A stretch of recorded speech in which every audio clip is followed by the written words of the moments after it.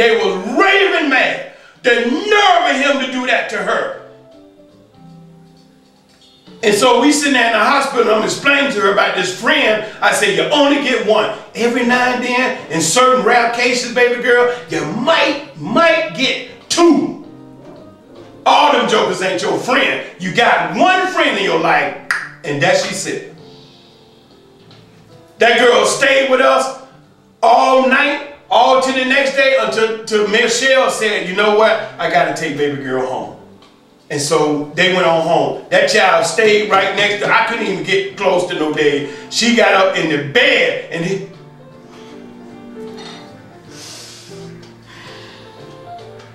she got up in the bed and held no day in the hospital bed. I said, that's a friend for you. And I could see the fear in her eyes. And I'm saying, hang in there, baby girl. It's going to be all right. And hell, I don't even know it's going to be all right. But I got to give them some strength and tell them it's going to be all right. And I can see it in that child's eyes. She was concerned. And she wouldn't leave her. Until Michelle said, I got to take her home. She belonged to another family. And they would be concerned about her. It's the next day, where my child? And Michelle said, I got to take her home. And she didn't even want to go. And so I said, no, Dave, that's it, baby girl. That's about it on the friend. And so we get to the hospital and she get all cleared up, you know, and we stay up there a few days. And, you know, I'm staying with her and she coming back around. She listless and she getting her thoughts in her head together. And then, you know, the third day, she was talking real good, real clear and focused. And then she began to run back everything. And she said, oh, the boy tried to rape me. I said, what, how do you figure that? She said, when we hit this, she said, when we hit the stuff, she said, I want to know, how is it that you and Godell wind up together? First of all, she said, it was 11:10, 11:15. I went to my friend's house to tell her I'm gone, I'm walking home, good night. And she said, there is where Godell saw her and came up to her and said, you want to try something? She said, I ain't really got time. I got to go home. She said, he said, it ain't going to take long. Just try something. And she said, what? Don't worry, just come with me. I'll try. She said, what? Now, the child thing, you know, I told her, first of all, baby girl, if you don't know what you're trying, you ain't supposed to do that. Right. I said, and I told her, I said, do you realize that when this boy had whatever it was and it came out a joint and she had to smoke it, I said, why is it that when he handed you this thing that you had never had and you know you don't smoke, I want you to stop for a moment and think and go inside yourself and ask yourself at that point, why you didn't say no? She said, because he my friend and I didn't think nothing was going to happen. What could I say? Because I've been there. My friends, we done did a lot of stuff. Your friend, they friend, everybody's friend, y'all friend done did a lot of stuff. But your friend is giving you this. You don't think this gonna land you up in the hospital damn near dead because it's your friend. So I'm not gonna let nobody tell me that she shouldn't have done it. You're right, she shouldn't have done it. But the reason why she did it is because she trusted him. Trusted him. He was supposed to be her friend. That's why she did that. And y'all not going to tell me that you ain't did the same thing. Because the sons came to me and said, we do it too. But we don't use that version. They broke it down. These boys is mad as hell. They broke it down, Martinell. They broke it down. I didn't even know about this. When I got finished listening to them songs, I'm an expert on this nice guy. They told me how to do it, the whole thing, and they was mad. These boys were so mad they was broke into a sweat telling me about how they don't do this. And he gave her the most potent version and then tried to rape her. Now his whole family lying, talking about it wasn't her, he didn't do that. How you know? Right, they weren't there. Were you there? Right. And the poor girl's clothes was all... And the paramedics checked her. And they took the clothes and everything for samples and everything. Because they looked at it and said, she looked like she been raped. They said that. Because I'm sitting there with my mouth open. And the technician said she looked like she been raped. She had sex. What the? And they took pictures. So we're in the hospital, and we had a chance to really talk and get into this. And so the detectives came, the undercover cops, the head of the Dimona police force, the social service. I mean, the room was full of Israelis, and they were pissed. The thing that they got me to understand is they know there's a problem in Dimona, and they never had anybody from that community to come forward and speak about it. They told me that. They said, we know that there's a problem, but nobody was speaking for it. Nobody would speak up. The detective said, I've been knowing about y'all problem for 10 years. He said, y'all the first one that came out of that community and talking about it. I said, because we don't have no fear. I said, detective, you know, I know his name and everything. I said, you know, we don't have no fear. I said, that girl in there, she's not afraid. I said, because we know who we dealing with. And so the other guy from Dimona, he says, he said, man, that's amazing. I said, what? He said, I've only heard good things about the community. I said, you've heard good lies about the community, and the rest has been covered up. I said, but that child in that big, hospital bed right there, I said, she was in the community. He looked around and said, man, because they are master liars. So we're in the hospital, the detectives taking the report and everybody, and I asked him, I said, okay, so now y'all done got all this reports and information and everything. I said, so what is this, just gonna be an incident report and y'all filed away? He said, no. He said, we coming after him. He said, don't worry, we're gonna get him. I said, okay, do what you got to do. Because he went on to explain some more things, you know, about Dimona and what they're looking at, and I'll tell you that off camera. But this is critical. You know, this situation right here, you know, first of all, thank y'all that, you know, thank the Creator that she did not wind up dead. But, you know, I had mentioned to you earlier that I didn't want to have nothing to do with Dimona. I said I'm not with them. They lied on me. You know, they said that I stole some money, went to gun and bought gold, and that's the biggest damnable lie in the world. I ain't stole nobody money. You see, they never wanted to accept the fact that the Israelis didn't give me the money. The Israelis came and lied and said he gave me the money, and he hadn't given me the money. And I'm a brother that's been with them at that time. I've been with them 25 years. And we done worked in the trenches and did everything together. This Israeli they had never even seen. And when that white boy sat there and told them black boys that I given Avisur the money, they believe that white boy over brother that they've been serving in the trenches for 25 years. And they done sat and talked with this white boy for 5 minutes. And you think I ain't got nothing to say? You think I'm going to sit around like all them punks down there and not say nothing? Because I'm scared? This is the God of Israel. There's so much treachery that goes on in that community, you know, they're just assuming that you like them. See, the problem, Marlene, for years that I've had in the community is because I have not been like them. That's the problem. I understand. When I first got in that community, the minister, Yasaska, I mean, he flambasted me from day one. And I mean, he was so wicked and corrupt that I was out there doing something outside the house. He didn't even say nothing to me at that time. He went over there to his house and sent somebody else over there. But I knew it was him. And so now, she get in the hospital, we get her fixed up, and you know, we get the reports and the detective and the social services and the doctors and everything. I mean, they brought out the crew because when they went and told her this child, like she been raped, and when she told them, you see, after she got her head clear, she said, I remember everything.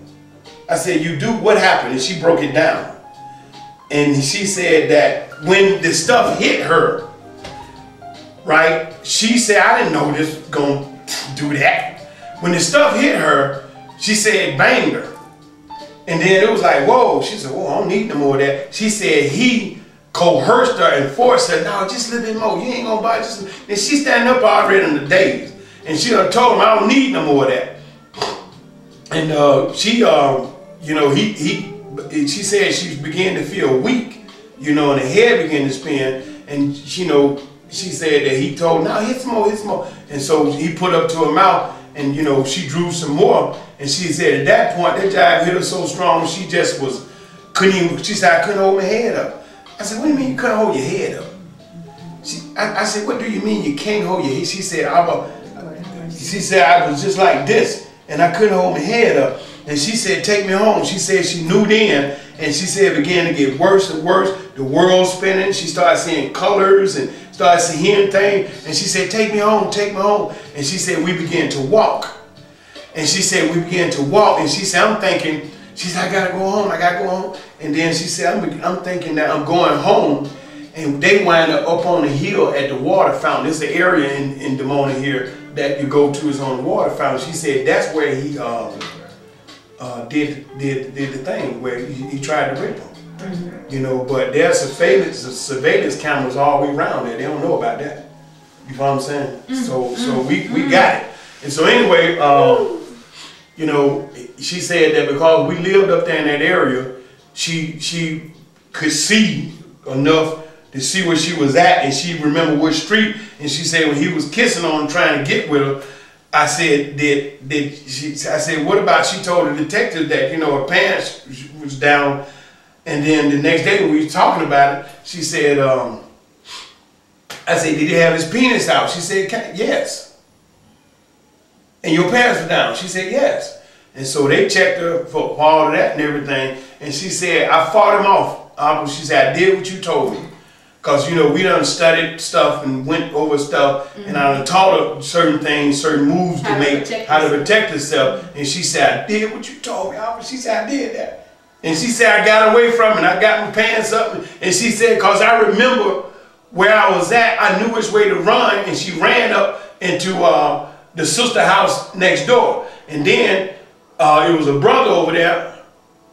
A young brother, no, it was some friends over there, and they said they brought her to the house and they filmed her, and they were scared because she was throwing shoes at them. She was singing songs. She said they told her she was speaking in a British accent, and they filmed it. And then she said she was spitting on their shoe, and then she just fell out on the bed. And though her friends said that she is their inspiration, that it scared them so bad, they said they never gonna do that. And so, you know, she explained all this to me, and I'm saying he tried to rape you, and then that's why I felt that I didn't do what I should have done down there in that house. Because he walked around healthy, he was in school the next day. Now, the lies that they see, now we have to talk about the good and the bad, the evil, and we have to break it down. Because a lot of people have missed this. And it's something real critical that I want to share with the people that they have to begin to consider and think about. Now, the devil is always hidden in the midst of chaos and confusion. Now, we have explained this one story the same way, no changes, because that's what it is. It's the truth. It ain't going to change. It is what it is. She told me everything. But then I've gotten calls from the States. I've gotten called around Israel. I've gotten email contact. I've gotten a Magic Jack cell phone from the States, several people. I've gotten Facebook contact, and all their stories is different. She left the phone. He found the phone. You know, he didn't have the phone. It wasn't him. It was Yves Neal, the other Bane. What other Bane? You know what I'm saying? What a terrible thing to just try to ruin somebody's reputation that's totally innocent and had nothing to do with it. You know, okay, so one individual came out and from their family and asked me, could they talk to me? And, you know, I said, yeah. They want to hear what happened. And after I explained every detail of what happened, they didn't acknowledge none of that. The significance of him having her cell phone put him with no data. Where he's lying and saying it wasn't him. There's nobody else for him to even pull and say that it was. And he's standing up with the cell phone and recorded on the message that I got a cell phone, I had to go somewhere. Well, it's not only that, but what you have is you have a lot of evidence to substantiate the timing, the time frame of the whole thing. She went to her friend's house at a certain time. The girl can verify that. They can verify what time she showed up at the other people's house where her clothing was disheveled and she was acting strange. So he was the last person to have seen her, and he made the phone call. Yes. And his dad had handed us the phone. So now, there it is. Now, the devil has been working in this community 24/7. And let me explain to you how this goes. Now, this situation that happened, and it's real, but a lot of situations are happening. I got so many phone calls between me and Michelle. One sister explained to me that her daughter went through a similar situation, but not as life-threatening. She didn't get hospitalized, but she was given something, her and her girlfriend, and knocked them out. And when they found them, they was laying completely naked on the floor. And the perpetrator was out the door. And they know who this guy was. Now, this sister child was found in this state, so she complained and she took it to the leadership, and they did absolutely zero. Absolutely nothing. Then she took it to the police, and they couldn't do anything because they said, ma'am, I understand, but listen, according to the law, you must be able to provide evidence to right. prove your claim. Right. And them childs would, it wasn't nothing there. Now, the sister know who did it. The daughter know who did it. That's the evidence. They was together. That's the witness. And then she had two fathers there, and they didn't do nothing.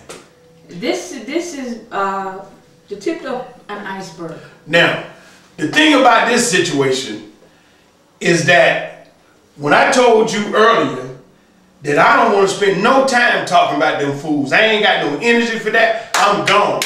For me, I done let it die. I ain't got nothing to do with those people down there in Dimona and living in the haunted house. I ain't gonna spend no energy with them. I told you that. Right. But why I'm here today is because the people has to be warned.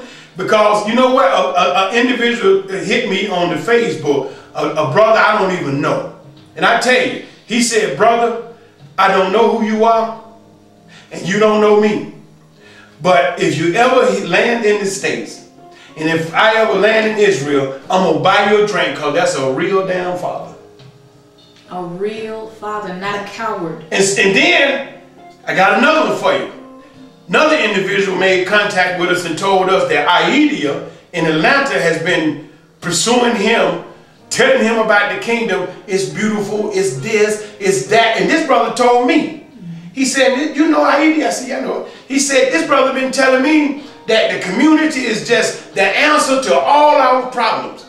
And he said, and I'm hearing about this. And when I get to asking, I hear about that. And when I get to talking, I hear about this. And then he said, well, man, did this really happen? I said, yes, it really happened. He said, are they really taking drugs? I said, yeah, they taking drugs, they drinking. I said, they having all kind of there's incest, wife swapping, whatever you can think pedophilia, molestation. And then he said, you know what? You see, I asked Aida to tell me the whole story.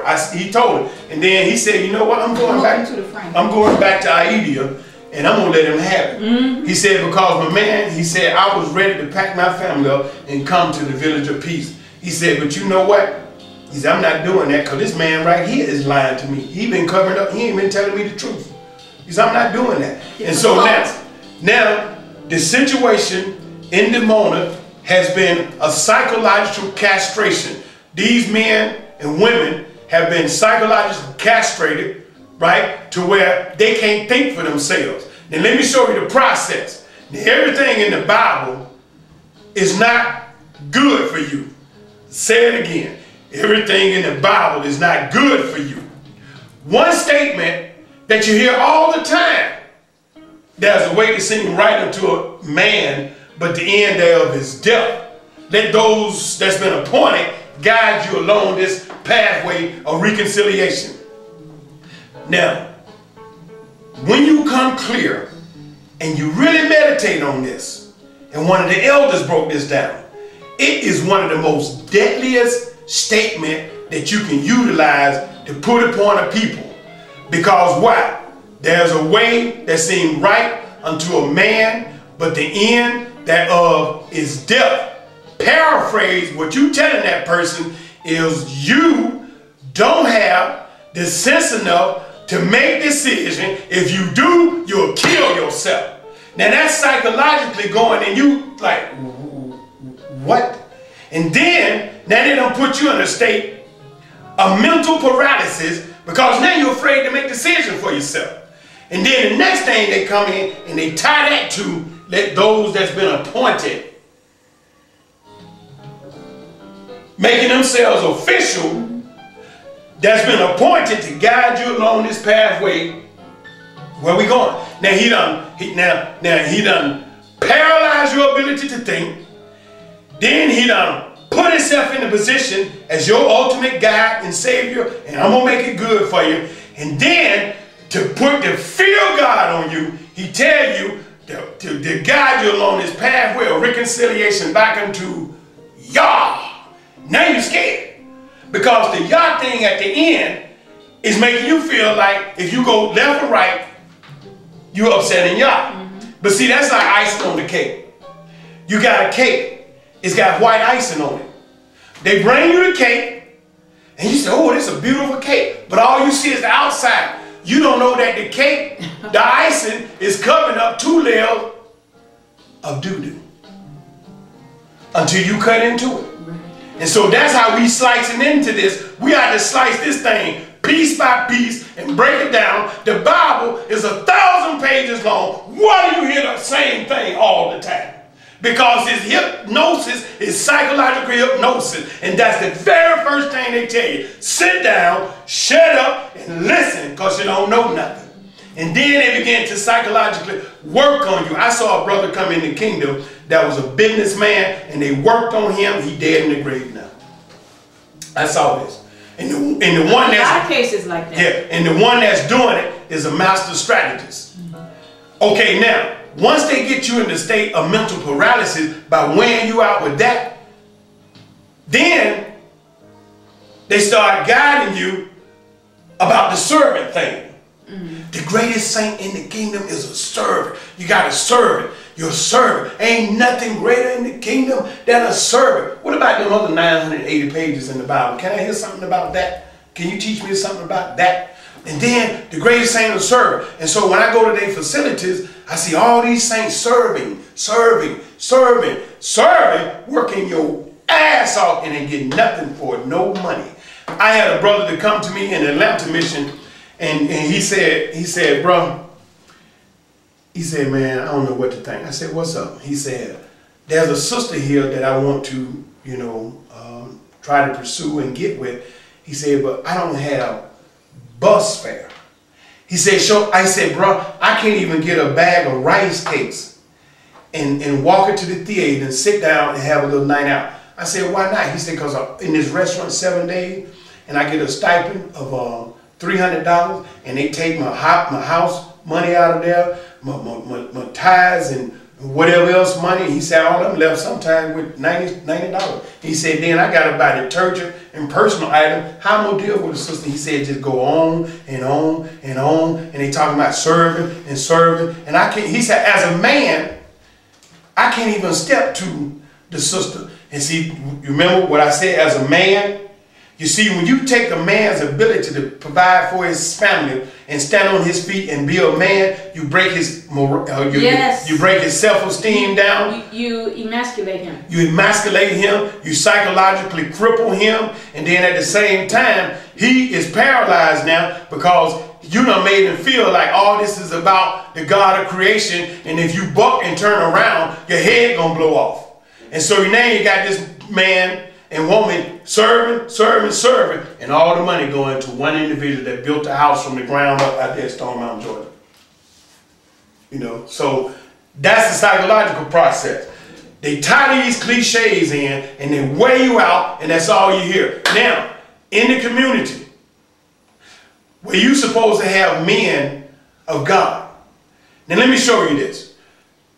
I wanted to put this information out because I know there are sisters that have no strong men to speak up for them. I know there are daughters that have been molested that's carrying it with them because they can't tell nobody because won't nobody believe them. I know mothers that done had to cry at night because of the injustice that was executed on their children. I had Sweet Mama tell me that a child was beaten because he stole a piece of bread. And she said when she went back and talked to the child, the baby told her, yeah, I was hungry. And they beat that boy. And I'm speaking up for those individuals. And I speak in the name of the God of Israel. I will have no injustice in my life, in my world. And I come and speak strength, and I activate you, those of you that have sit and wait, and those of you who have prayed for a spirit, for energy, for a savior, for anybody to come along and give you the strength and give you the hope. And I'm telling you, it's time to stand up against this wickedness. If I could go in the house and take this man down by myself in his house, I know together we can take this community apart and build it back on a true foundation of righteousness. Oh, do I have anybody with me? And I don't even care if I don't have anybody with me, because they asked, how did you do that? It was the power of the God of Israel and the spirit of David that caused me to walk into this man's house at 1 o'clock in the night and take him down. That's right. That's how that happened. Right. They asking, how did he do that? People calling me from all around. How could you go into a man and beat him and his son? It was the God of Israel. And they don't say prophetic restraint. It was a prophetic ass whipping. That's the way they used to roll. And the prophecies say, this is the day. This is the hour. You see, they all want to sit around and be spiritual and read books and talk about what's going to happen, the separation and all of this and that. But they don't see, and they, you know, we have to shine the light on wickedness. We have to shine the light. But damn it, when I shine the light on you, you got a problem with it. Now here's another thing. And this is key. This is a big one. For years I have watched the evildoers execute their evil upon the righteous unbridled. But then when the righteous stand up, what do they tell you? And you know I'm right. We can't do it like that. That ain't the way to do it. That ain't the way to do it. You know, you don't need, what they say, we're not going to go there.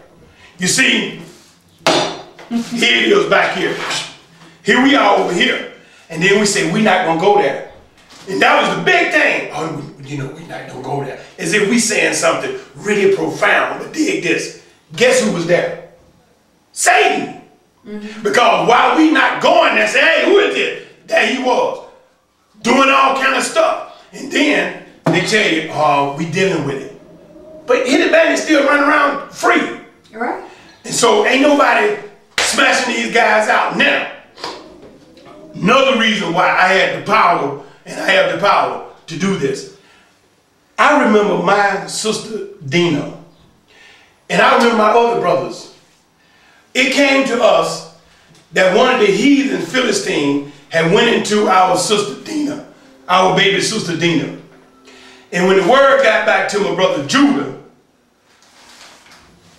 I never seen Judah pissed off. And Judah was in the room with his head down on the table. We had just came out. We was over there, you know, gathering some dates, you know, because we were going to make us a little date wine. And Judah had, you know, just was taking a little nap on the table. And he overheard the brothers, and he said, he raised his head. They did what? And so he said, the nerve of them damnable heathens. Come on. We went out, and I'm telling you that when we went to war on these heathens, we had wiped out every single city of Philistine in this land. 11 brothers, because, you know, he didn't want, like Benjamin, you know, our younger brother, rolling with us. But we was out. And then when our father, Jacob, found out what we was doing out there on him, he started praying to our God, Yah, for us, you know, to stop.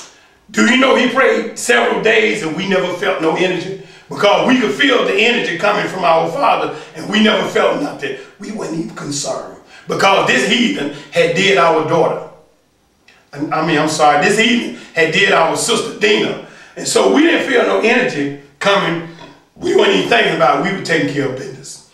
We were hitting every city, one behind the other, 11 brothers. Judah was leading the pack.